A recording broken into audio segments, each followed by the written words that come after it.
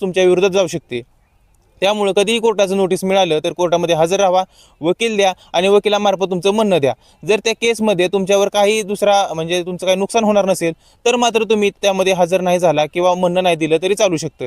यासाठी तुम्ही तुमच्या वकिलांचा सल्ला नक्की घ्या की याचा जर निकाल झाला तर याचा माझ्यावर काय परिणाम होऊ शकतो का।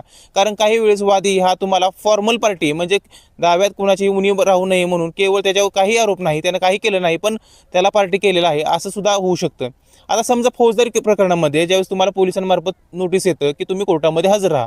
आता तुम्ही जर कोर्टामध्ये हजर नाही राहिला, आता त्यामध्ये पण कंडिशन असते की तुम्ही बाहेरगावी असेल तर कोर्ट फेर नोटीस काढणार, पण तुम्ही हजर असाल आणि तुम्ही ते समन्स घेतलं नाही, सॉरी नोटीस घेतलं नाही तर पोलीस तसा रिपोर्ट देत असतात की यांनी घेतलेला नाही।